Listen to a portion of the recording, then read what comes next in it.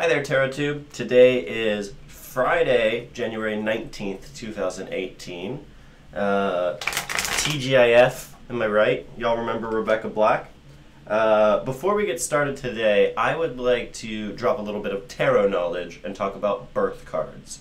Birth cards come from sort of like a numerological angle, and I've always thought that numerology was a little bit of bullshit. But just like tarot, it can be like a tool for effective self-reflection.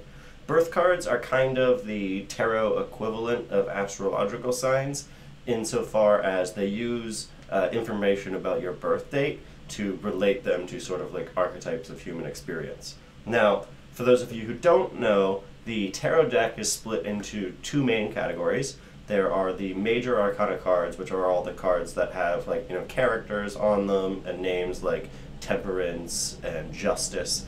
And then there are the minor arcana cards, which are the suit cards that you see.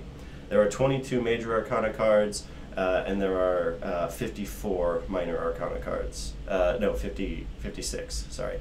They're broken into 4 suits, and those 4 suits each have 14.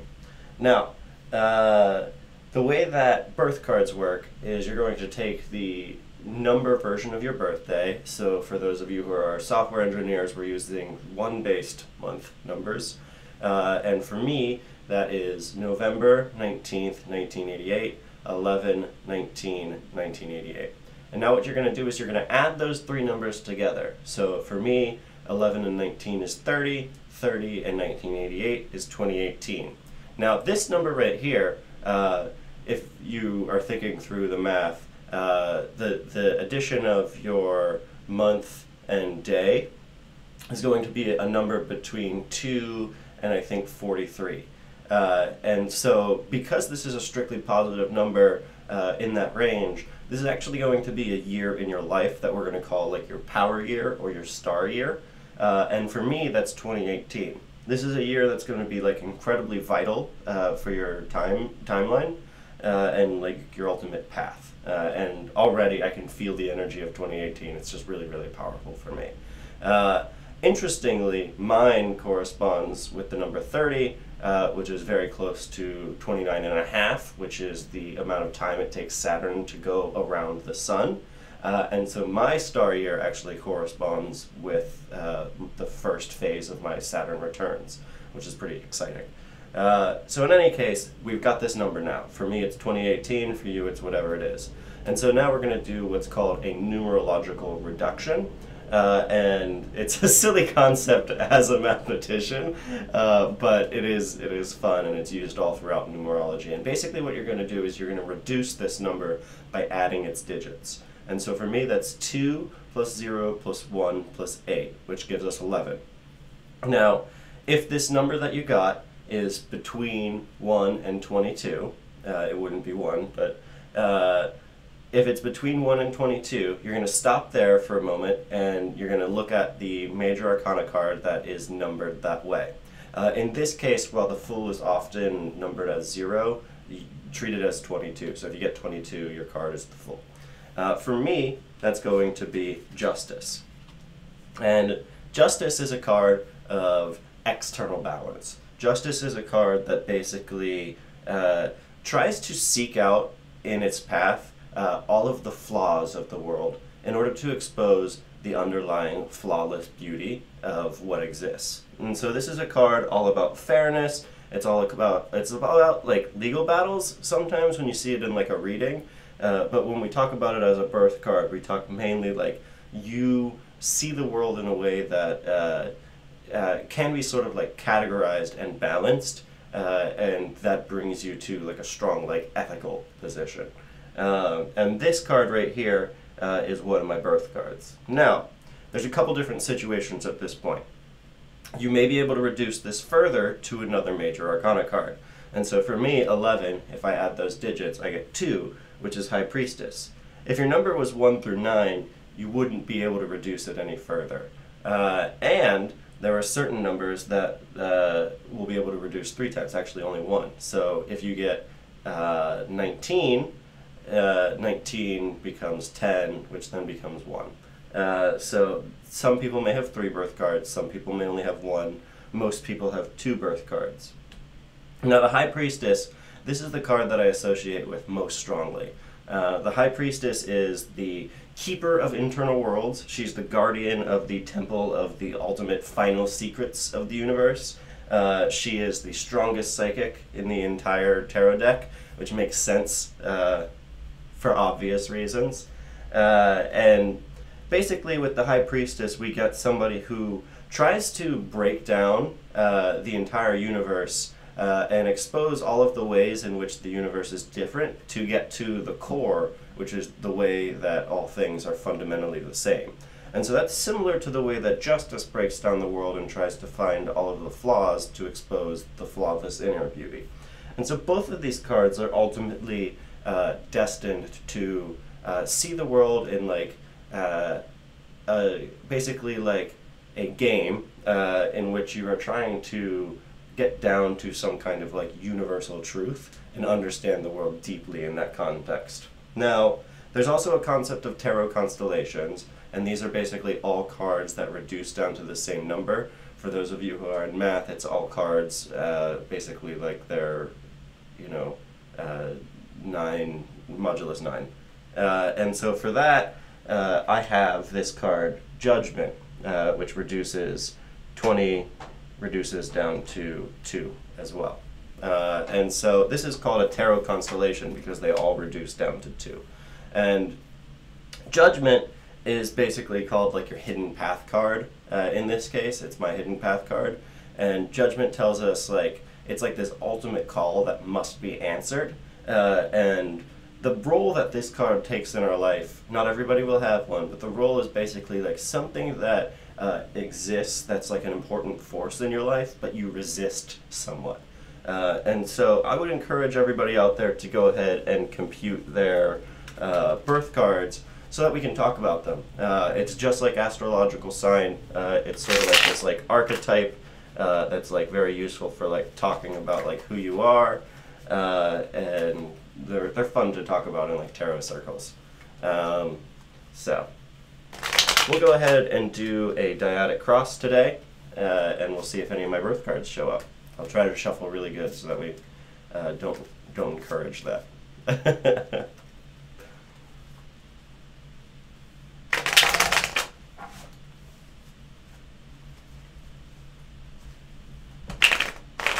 Ooh, bad shuffle.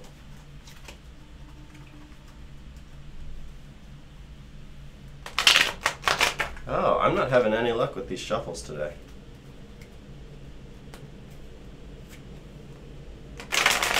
There we go. Ooh, much better. Do a little split. Okie doke. Alright, Dyadic Cross, here we go. Lovers. Page of Wands. Empress. 10 of Cups. Sun. Ooh, lots of ethereal energies here. So we see a lot of major arcana cards here. Basically, this entire side here is dedicated to major arcana. Some of these will be your birth cards, by the way. At the heart of the matter, we have the Lovers. And the Lovers fundamentally represent a choice. They represent like a choice sometimes between 2 literal people.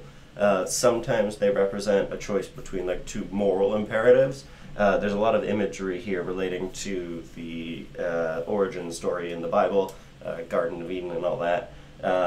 We see like the tree of knowledge and a burning bush and all kinds of things like this. There's some kind of angel, which presumably some people know which angel that is.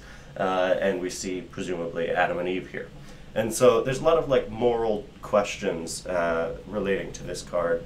And it can sometimes literally represent our relationship. So a relationship might be important in your life right now, typically a romantic relationship. It is called the Lovers. And we see the sun in it, and the sun is also up here, and the sun tends to represent this sort of like divine knowledge that's like available. And so a relationship might be important in your life. You might be facing some important choice. Given what we've seen over the last couple days, I would lean towards the choice interpretation because we've been feeling a lot of that energy. but a relationship could be important for you, and perhaps it's a choice relating to that relationship. Now, the foil here, the thing that's sort of like blocking us, is Page of Wands. And Page of Wands is all about news, it's all about sort of like an adventurous, youthful spirit. There's definitely a sense of like naivety to it. It is like a childlike energy, and it basically says that like, some news is coming about a creative project that's sort of going to like represent like a challenge. It might even be like positive news, and the challenge is basically understanding sort of like how you will handle that news, how you will handle sort of like weighing that against your other priorities. And so there's definitely going to be some sort of like a challenging negative energy coming from Page of Wands there. Could be a literal person. There could be a child in your life, which is going to be bringing you some kind of like hassle. So if you have a kid, if you have like a nephew, this might be representative of that literal person. Oftentimes in draws like this, when we see court cards, they do represent actual people. Now, at the root of all this is the Empress, and that's the way it is for a lot of people. Having been raised by a single mother myself, that mothering energy sort of like is at the root of really everything for me. It's it's like the formation of how I came to be who I am. And the Empress is the ultimate mother. Now, the Empress has an alternative meaning here of nature, and so if you have been like thinking of like going camping or like traveling and like experiencing nature, this card tells us that there is some ultimate like beauty in that. There is some good divine knowledge. There's like sort of like the bounty that the earth provides. Everybody is there, and so this card may be telling us that like at the root of all this is sort of like the fostering energy that our mother brought us. It could also just be sort of like a deep, deep connection with nature in some way. Now, as we move to the past here, we get Ten of Cups. Ten of Cups is all about bounty, peace, loving families. It's really just like an incredibly positive card. And so this tells me that something in your past, either your upbringing with your mother, or maybe like your recent past, where you were in a time of just like true peace and connectiveness with the entire universe. We see the imagery here of like a family with their arms extended, kids playing. It's a very happy card, and so there's been a lot of happiness in the past here, and that's bringing us into this good phase where we now sort of have like opportunities to build on that. As we move up here to our aspirations are the sun, and I can't shake the idea, that's relating to what I was talking about with my birth cards, of this like ultimate seeking of divine knowledge. Our aspirations with the sun, they basically have to do with sort of understanding these deep secrets in the universe. The sun represents that knowledge, and so right now we're kind of in a phase where like things are good, things are stable, and we're now looking for some like deeper truth to the universe, and seeing the Magician in the future position, we are capable of finding that. The Magician is sort of the ultimate agent of competence. He is the guy who basically can conjure up anything to exist with only his will, and he does sometimes lack direction. And so that's the question right here, is can we use the competence that we're going to be given in the future to achieve that divine knowledge that we're looking for? And I think the secret lies in this choice. So some moral imperative is essentially blocking us from achieving this divine knowledge. There's a right choice and a wrong choice here. And whether or not we can utilize this energy depends entirely on that choice. And again, this child may be important, or perhaps some news that's coming in is going to become important. Look to your mother for advice, and remember where you came from. That one went a little long because we had the spiel about the birth cards, but tune in tomorrow. Tomorrow I will be going to a big tarot intensive all about Kabbalah, and so on Sunday I should have just sort of like a ton of information for you guys. I will see you tomorrow at 9. Have a good day. Have a good Friday.